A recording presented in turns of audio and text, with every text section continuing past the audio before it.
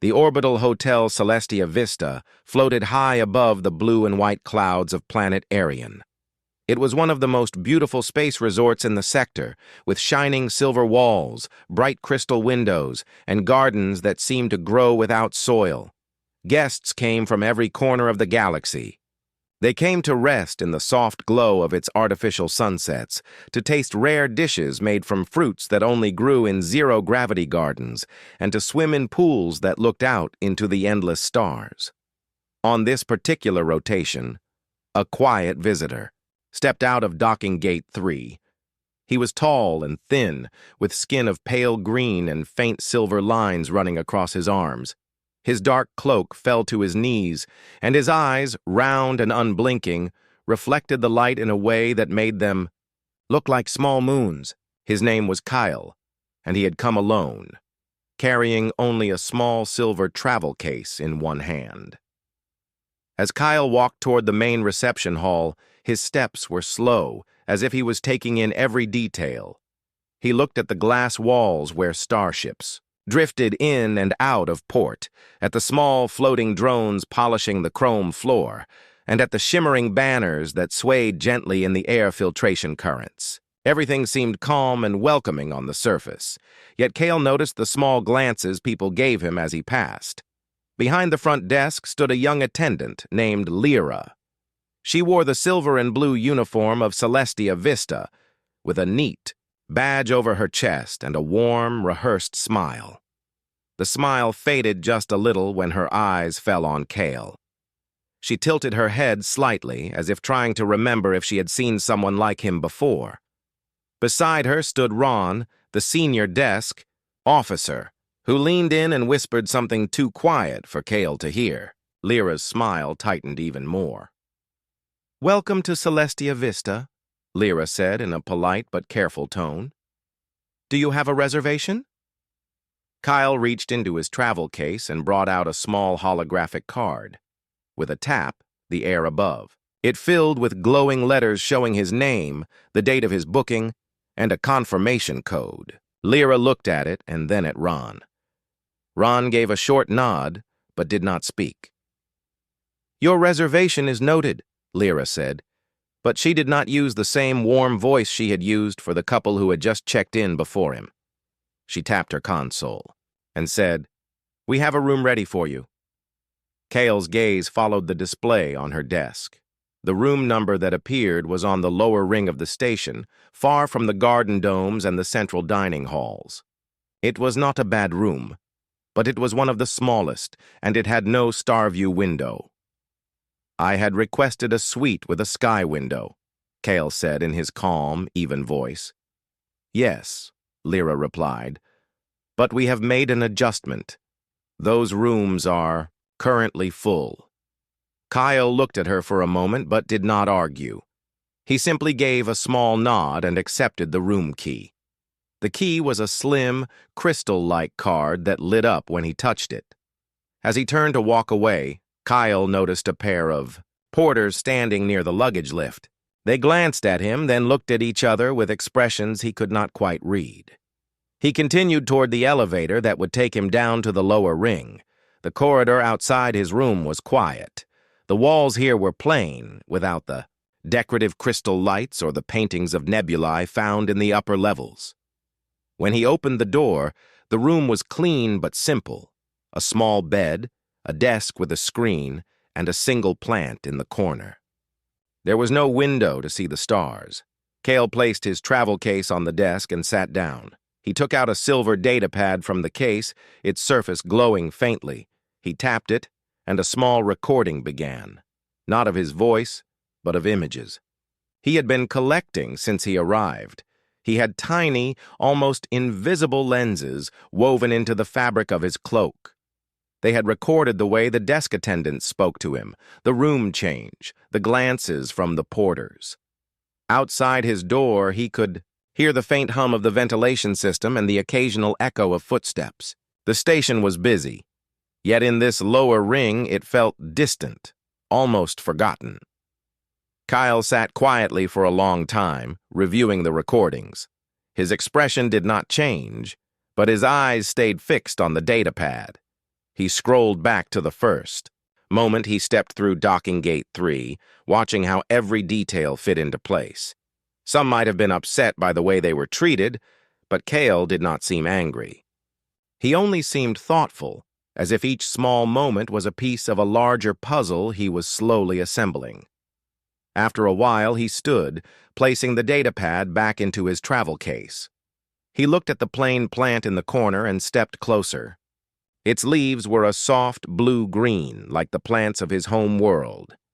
He touched one leaf gently, then turned toward the bed. Through the walls, faint music played from somewhere above, the kind of music meant for fine dining halls where guests sipped rare drinks and gazed at the stars. Kale listened for a moment, then lay down. His hands rested calmly over his chest, and his eyes stayed open for a time before he finally closed them. The lights of the room dimmed on their own, shifting to a soft night mode. Somewhere far above, the artificial sun of Celestia Vista was setting, casting a golden glow over the upper levels. But here, in the lower ring, it was always the same. Quiet, simple, and far from the beauty promised in the travel brochures. Kyle, however, seemed in no rush. His visit had only begun. Morning on Celestia Vista began with a gentle chime that played across all levels of the station. On the upper rings, the artificial sunlight rose in a soft golden arc, bathing the crystal walkways and gardens in warm light. In the lower ring, where Kale's small room sat, the light was steady and pale, with no sign of sunrise or sunset. Kale rose quietly and prepared for the day.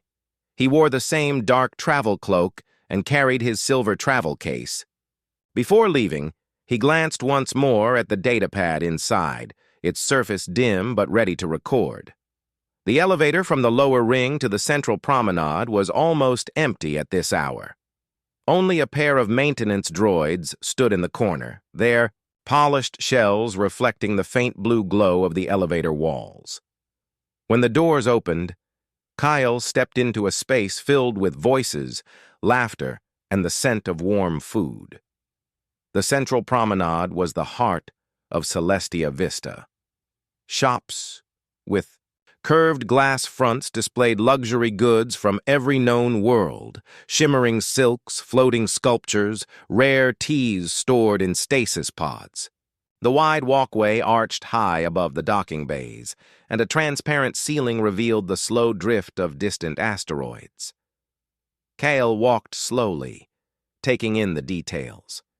He noticed how some shopkeepers greeted passing guests with cheerful words and offers, yet when he paused near their windows, their smiles grew tight, or their voices softened into short replies. He approached a small cafe with seating that overlooked the docking bay. A young server was arranging cups on a tray. She looked up as Kyle stepped forward. "Good morning," Kale said in his calm voice. "May I sit here?" The server glanced toward a man behind the counter, who shook his head slightly. She turned back to Kale and said, "These tables are reserved. You can try the seats near the service hall." Kale looked over. The seats near the service hall were tucked in a narrow corner beside the cleaning drones. They had no view of the bay. He gave a small nod and thanked her, then moved on without complaint.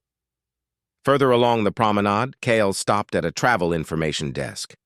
The desk displayed bright maps of the station and a schedule of events, garden tours, music recitals, and a viewing of the rare twin comets passing near Arion. "I would like a seat for the comet viewing," Kale said to the attendant. "TD." Attendant, a tall man with neatly combed hair, tapped his screen and said, "All premium seats are full." Kyle glanced at the screen. The listing clearly showed available seats, but he said nothing. "You can watch from the public observation deck on the lower ring," the attendant added. Kyle nodded again and thanked him, leaving the desk without showing any sign of disappointment. By midday, Kyle found himself in the Garden Dome, one of the most beautiful parts of the station. The dome stretched wide under a transparent shield, filled with tall trees, flowers of every color, and small streams that curved between stone paths. Artificial sunlight shone down in gentle waves, and the air was warm and sweet. Near the center of the dome, guests sat on benches or strolled along the winding paths. Cale approached a small information stand where a guide in green uniform handed out map scrolls. "Could you tell me the history of this dome?" Cale asked. The guide hesitated, then handed him a map without speaking much. "Everything is written here," she said. She then turned to speak to another guest, explaining the same history in detail with a bright smile. Cale unfolded the map and read it quietly as he walked. He stopped beside a small pond, watching the tiny fish swim under the rippling surface. The sound of laughter drifted from a group nearby, but it faded when he stepped closer to the path they were on. They looked at him briefly, then moved to another bench. Kyle remained still, letting the sound of water fill the quiet.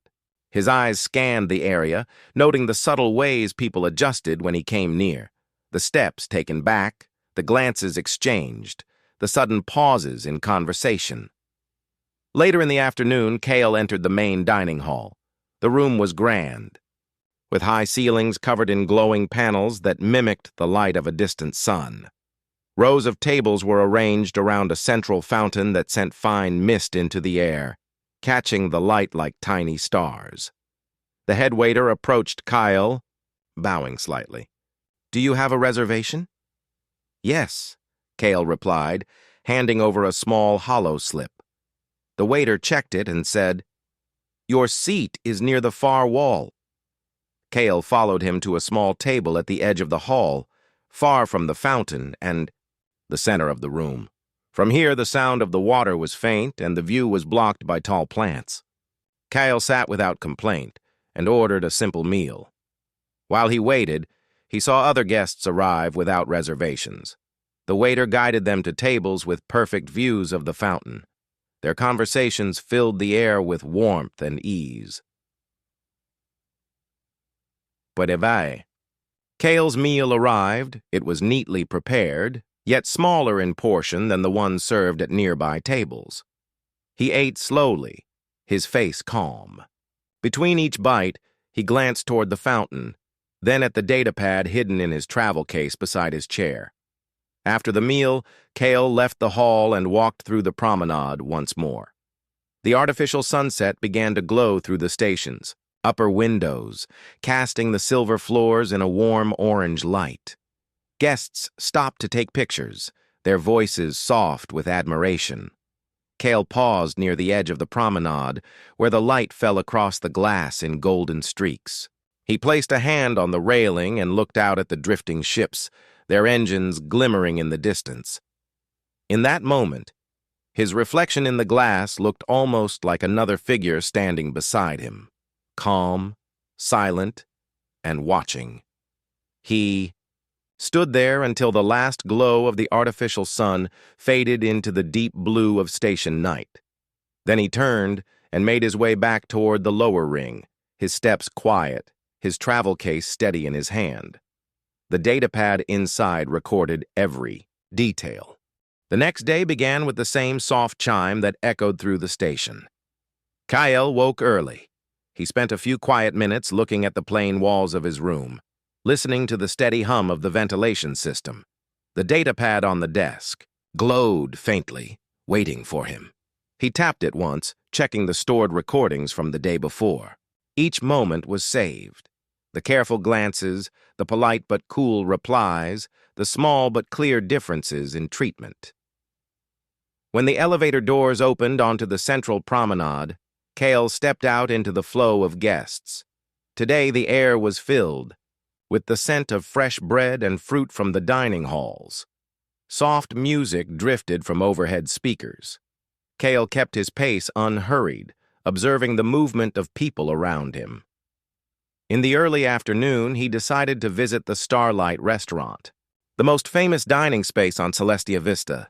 It was located on the uppermost ring just below the observation dome. The windows there looked out over the endless galaxy, giving diners the sense they were floating in open space. The entrance to the Starlight restaurant was framed with tall crystal columns that shimmered with moving patterns of light. Two hosts stood at the door, greeting guests with warm voices and smiles. As Kyle approached, their smiles shifted just slightly, almost too faint to notice.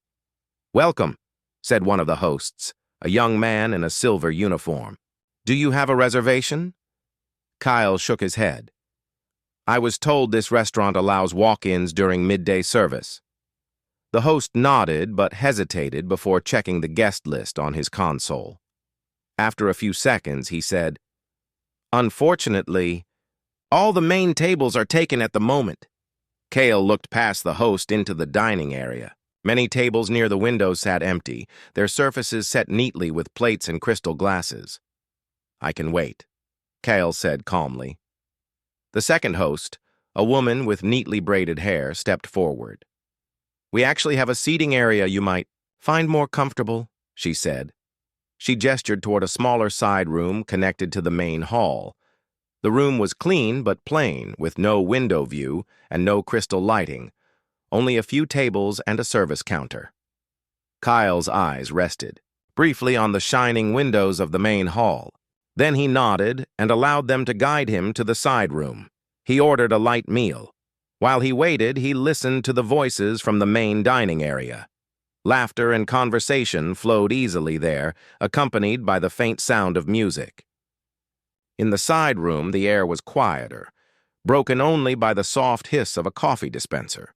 When his food arrived, it was served neatly, but without the artistic presentation the main hall was known for. Kale took his time eating, each movement calm and precise. Between bites, he let his gaze drift to the doorway, where he could see a small section of the main hall beyond the crystal columns. As he finished his meal, the head waiter entered the side room. He looked surprised to see Kale there. "Sir, I hope you are comfortable," the waiter said, his tone polite but brisk. "Yes," Kale replied, "though I had hoped to see the view of the stars from this restaurant." The waiter smiled faintly. "The window seats are kept for certain guests who have booked far in advance. Perhaps next time." Kale gave a small nod. "I see. Thank you." The waiter inclined his head and left. Later that evening, Kale returned to the promenade. The station's artificial night had begun, and the walkways were lit with soft blue lights. The glass ceiling revealed the great sweep of space above, dotted with stars. Ships glided in and out of the docking bays like silent shadows. Kale passed the travel information desk again. A display screen showed the announcement for the comet viewing that would happen in 2 days. He paused, reading the details. Several premium seats still showed as available. The same tall attendant from the previous day noticed him and quickly turned the screen to another page. Kyle stepped back without a word and continued walking. Near the center of the promenade, a group of guests were gathered around a small fountain. They were talking about the rare flowers in the garden dome, their voices bright and friendly. Kyle stopped nearby, looking at the fountain's gentle streams of water. When one of the guests glanced at him, the group's conversation slowed, then changed topic. After a few moments, they drifted away. Kyle turned his eyes toward the garden dome entrance. He had enjoyed walking there the day before, but tonight it was closed for a private event. A decorative sign hung across the doorway. Through the glass walls, he could see a gathering of guests dressed in fine clothes, holding glowing drinks, as they strolled among the trees. As he watched, the garden guide from yesterday passed by carrying a tray of small lights. She noticed Kale but quickly looked away, hurrying through the doorway without speaking. Kale stayed for a moment longer, then made his way back to the lower ring. It was on the walkway outside his room that the final moment of the day came. 2 security attendants stood waiting near his door. Both wore the dark blue uniforms of Celestia Vista Station Watch. "Sir," one of them said, "we've had a notice that your stay may not be properly registered." Kyle raised an eyebrow slightly. "My reservation was confirmed at check-in." The Second attendant glanced at a small handheld device. It seems there was an error in the booking system. We're required to ask that you clear your room until it's sorted. Kyle looked at them for a long moment. I see, he said in the same calm voice he had used all day. He stepped into the room, picked up his silver travel case, and walked out without another word. The attendants escorted him to the docking bay, their expressions careful and professional. At the bay, Kyle paused before boarding the small shuttle that would carry him away from the station. He looked once at the silver walls of Celestia Vista, their surface glowing under the soft light of the bay. Then he stepped aboard, the travel case still steady in his hand. The shuttle door closed behind him, sealing the quiet. The shuttle drifted away from Celestia Vista, its smooth white hull reflecting the soft glow of the station's lights. Inside, Kyle sat by a small round window. The great silver ring of the station grew smaller in the distance, framed against the endless black of space. He kept one hand on his silver travel case, his gaze steady as if he was not leaving in disappointment but in quiet purpose. The shuttle was nearly empty. A pair of traders spoke in low voices at the back, their words blending into the hum of the engines. A family of 3 sat near the middle, the child pressing her face to the glass to watch the station fade. Kyle sat apart from them, still and calm. He opened his travel case and took out the slim silver datapad. Its surface came to life at his touch, showing rows of recorded moments, each one a scene from his stay. There was the first welcome at the reception desk, the change of room without explanation, the side room in the Starlight restaurant, the closed garden dome, the quiet glances, and finally the escort to the docking bay. Kyle scrolled slowly, watching each clip with careful attention. The tiny lenses hidden in his cloak had captured more than just words. They had caught the pauses between sentences, the tone of voices, the small gestures people made without thinking. After a few minutes, Kale closed the datapad and looked out the window again. Celestia Vista was now a silver dot in the distance. The shuttle's course curved toward the shadowed side of Arion, where the planet's clouds swirled like white rivers under a soft blue glow. When the shuttle docked at Arion's orbital port, Kale stepped out without hurry. The port was smaller than Celestia Vista, but busy with travelers moving between gates. He walked to a quiet lounge and took a seat near a large circular window. From here, he could still see the faint glimmer of Celestia Vista high above the planet.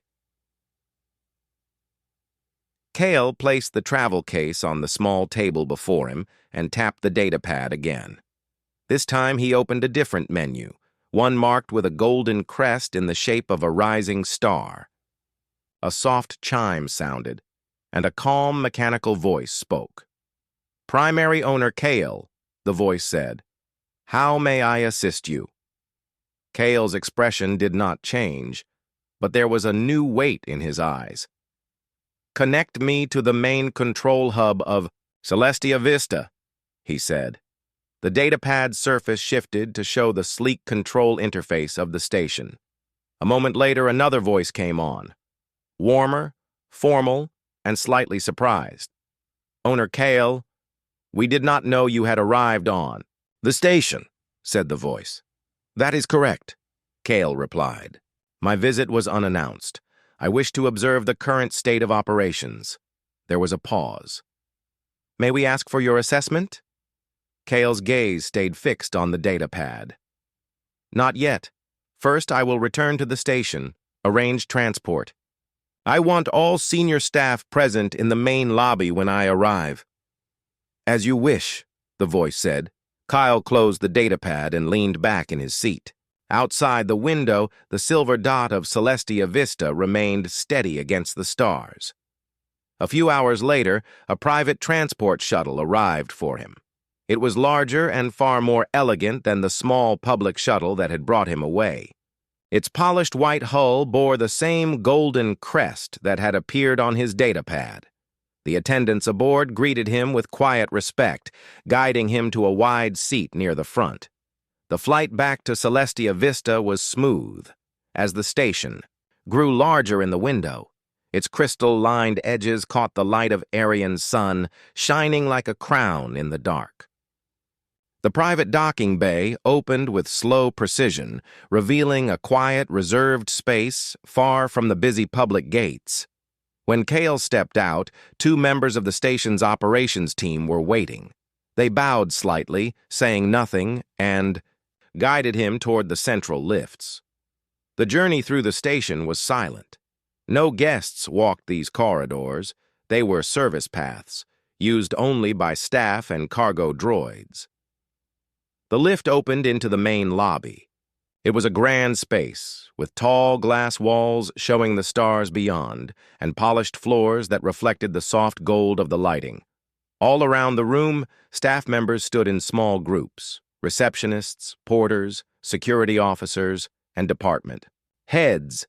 They had all been called here, and their faces showed curiosity mixed with unease. At the center of the room stood the station manager, a tall man in a crisp silver uniform. He stepped forward with a practiced smile. "Welcome, owner." "Kale, if we had known—" Kale raised a hand gently. "We will speak shortly. First, I want to thank everyone for their service. This station is a place known across the galaxy for its beauty and comfort. It must always be a place where all travelers feel welcome." There was a quiet ripple of movement among the staff. Some shifted in place, others avoided looking directly at him. Kale set his silver travel case on a nearby table and opened it. The datapad lit up, casting a soft glow. Without changing his calm tone, he began to play short recordings. The quiet glances, the moments of hesitation, the changes in voice, the small but clear differences in treatment. The room stayed silent. "I visited as a guest," Kyle said. "Not as an owner, not as a name on a crest. What I found was that comfort was not offered equally. This cannot be the way of Celestia Vista." He let the words settle before speaking again. "Tomorrow, we will begin new training for all staff. We will promote those who serve every guest with equal warmth. And for those who cannot do this, there will be other places for you to work." The station manager bowed his head slightly. "Understood, Owner Kale." Kale closed the travel case and looked around the room one last time. "We shine brightest when every guest leaves with a smile. That will be our standard."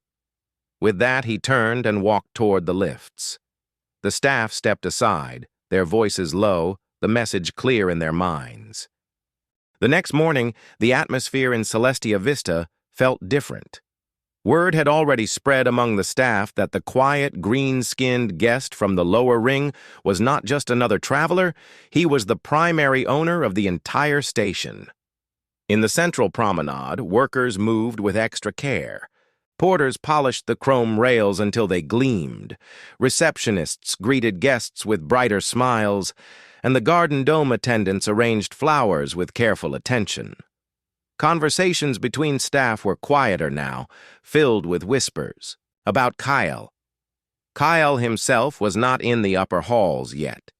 He was in a small private office on the upper ring, one that overlooked the docking bays. The wide glass windows let him watch ships arrive and depart. His silver travel case rested on the desk, the datapad beside it showing lists of names, schedules, and service records of every staff member. He studied them slowly, tapping the screen now and then. Each name brought back a memory from the past. 2 days. He remembered who had offered a polite smile and who had avoided his eyes. He remembered the guide who had spoken little to him but warmly to others. He remembered the server who had directed him to the side room instead of the main hall. There was a soft knock at the door. Kale looked up and said, "Enter." The station manager stepped inside, carrying a stack of files. "Owner Kale, the senior staff are assembled in the meeting hall as you requested." Kale nodded. "Good. Today will not be a day of punishment. It will be a day of learning. Please make sure that is understood." The manager bowed slightly. Yes, Owner Kyle. When Kale entered the meeting hall, the senior staff stood waiting. The room was bright and wide, with long windows showing the curve of Arion below. A long table stood in the center, but Kyle chose to remain standing at its head. I want to speak plainly, Kyle began. When I came here, I did not arrive as your owner. I arrived as an unknown guest. I walked the same halls as every visitor. I asked for rooms, for meals, for guidance.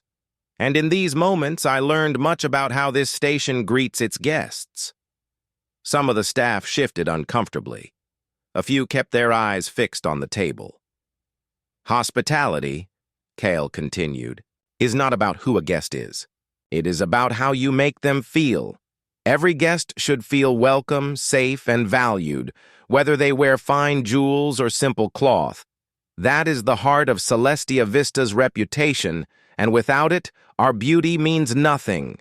He tapped the datapad, and a series of short recordings played on the wall display. The quiet pauses, the polite but distant voices, the subtle changes in treatment. Each clip was brief but clear.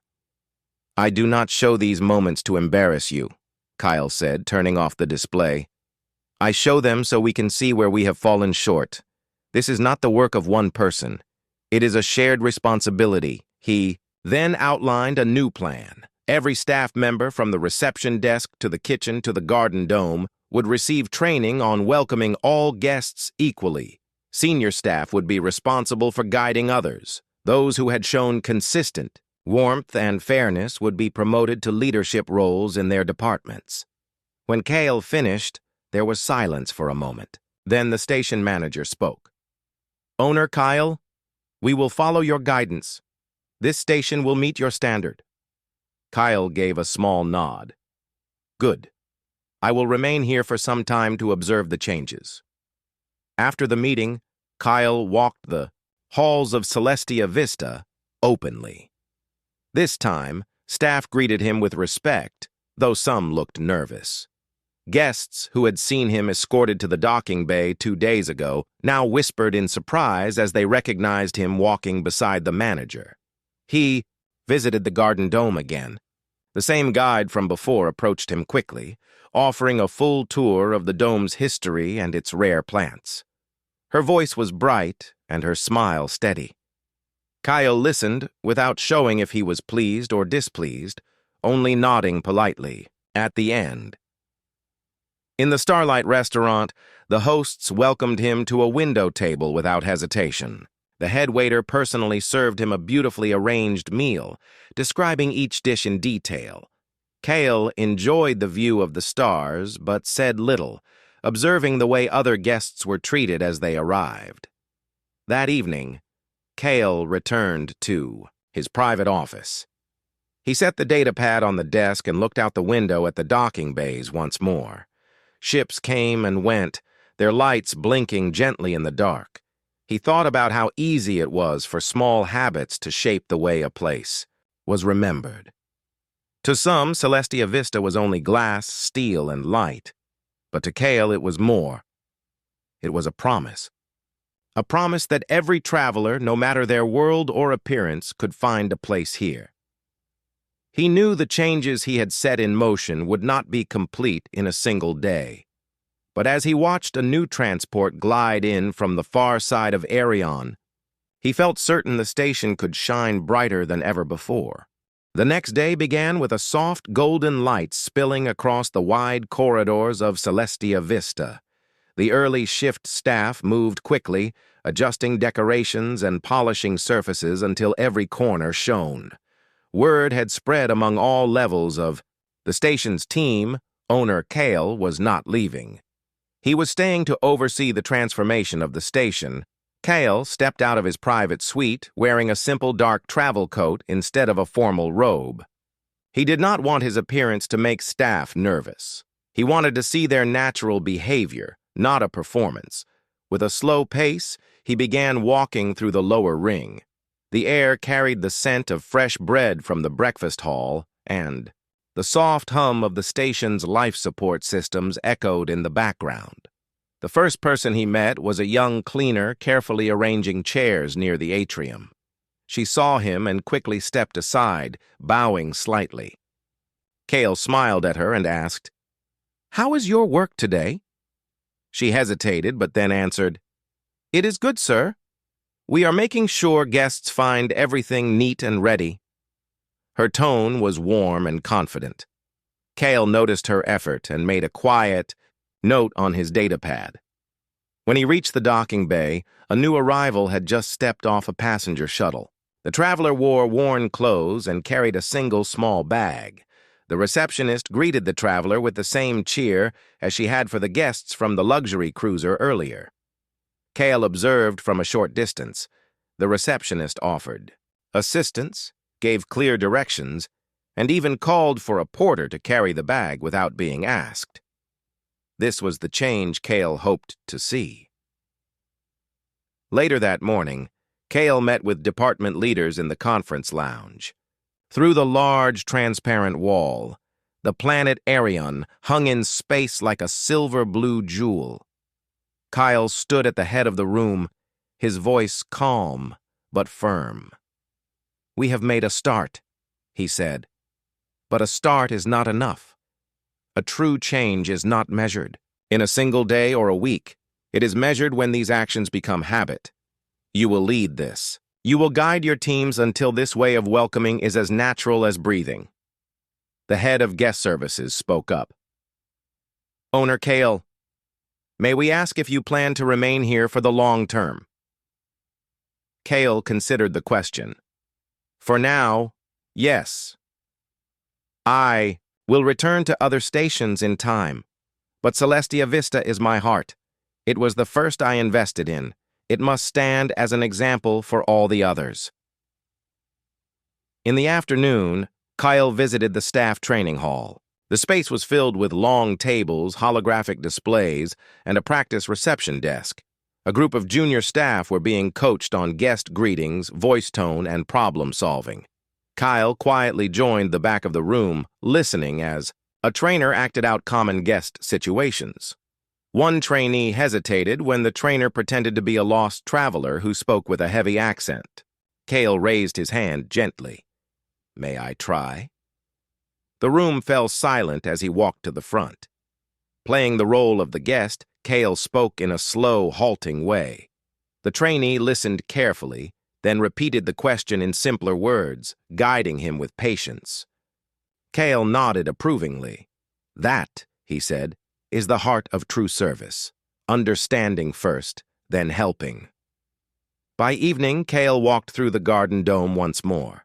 The great glass ceiling glowed with the light of the distant sun, and the air was filled with the scent of rare blossoms. A family from a mining world strolled nearby, their children marveling at the glowing fish in the pond. Cale noticed that the same guide who had once overlooked him was now kneeling beside the children, explaining the plants with genuine enthusiasm. Cale stopped by a bench and sat quietly, watching the scene. He felt a small sense of peace knowing that change was slowly taking root. That night, Cale returned to his office. Outside his window, the docking bays glimmered with the lights of arriving and departing ships. He picked up his datapad and opened a message draft addressed to the other stations in his network. To all station managers, it read, "In the coming cycles, I will visit each of you as I have visited Celestia Vista. I will arrive without title, without escort, as a simple guest. What I find will guide our future." He paused, looking out at the stars, then typed the final line. "Service is not a performance for the powerful. It is a gift for all." Cale sent the message. Then he leaned back in his chair, listening to the deep hum of the station's engines. He knew his work here was not done. But for the first time since his unannounced arrival, he felt sure that Celestia Vista was on its way to becoming the shining example it was meant to be. The stars outside blinked, quietly as if in agreement. Weeks passed on Celestia Vista, and the changes that had started during Cale's visit began to grow deeper. The once cold and formal atmosphere had warmed into something brighter and more welcoming. Guests who stepped off the shuttles were greeted. with genuine smiles. Staff spoke to travelers with patience and kindness, no matter their appearance or status. Even the busiest workers took a moment to ask if a guest needed help. Kyle walked the corridors often, still in simple clothes, not as an owner but as another presence among them. By now, most of the staff knew who he was, but they treated every guest with the same care they gave him. That was the proof Kale had wanted. One afternoon, a transport ship arrived carrying miners from the asteroid belt. They were tired from weeks of hard labor, and their clothes were covered in the dust of their work. In the past, such guests might have been ignored or spoken to briefly before being sent to their rooms. But this time, the welcome team hurried forward. Warm words were exchanged, and drinks were brought before they even reached the main hall. Kale watched from the balcony and felt a quiet pride. Soon after, Kale called a gathering in the central atrium. The wide space was filled with staff from every department, from cleaners and engineers to chefs and receptionists. The sound of soft music filled the air as people waited. Kyle stood on the raised platform under the great glass dome. "The stars shining above. My friends," Kale began, "you have done more than improve service. You have built a place where every traveler can feel safe and respected. This is more valuable than any decoration or luxury we can buy. It is a treasure that lives in the way we treat others." The crowd listened in silence, their faces thoughtful. Kyle continued, "I came here in secret because I needed to see with my own eyes the truth of this station. What I found at first disappointed me, but what I see now fills me with hope. You have shown that kindness can be stronger than habit. You have proved that change is possible." He then announced that Celestia Vista would serve as the training hub for all other stations in his network. Staff from distant worlds would come here to learn not only the technical side of hospitality, but also the spirit of it. There was a ripple of surprise in the crowd, followed by a wave of applause. In the days that followed, the station became busier. Visitors arrived not only as guests, but also as trainees and observers. Small teams from other stations walked the halls, taking notes on how the crew handled each situation. Kale noticed how his people guided them with patience, showing that the new culture was not just a rule, but a shared belief. One evening, Kale stood in the observation deck watching ships depart. Beside him was Mara, the receptionist who had once made the mistake of turning him away. She had grown more confident, her voice steady, and her smile genuine. "I did not see you clearly that day," she said quietly. "I judged too quickly, but you gave me a chance to change. I will always be grateful for that." Kale smiled faintly. "We all have moments we wish to change. What matters is what we do after them. You have done well, Mara. Now you can help others avoid the same mistake." Months later, news began to spread across the travel routes. Merchants, miners, diplomats, and wanderers all spoke of Celestia Vista. They told of a place where no guest was made to feel small and where even the simplest traveler was treated as an honored friend. Word reached far systems and drew more guests than ever before. Other station owners and managers sent messages asking for advice. Kale's answer was always the same. Walk your halls as a stranger. See what others see. Listen without showing your name.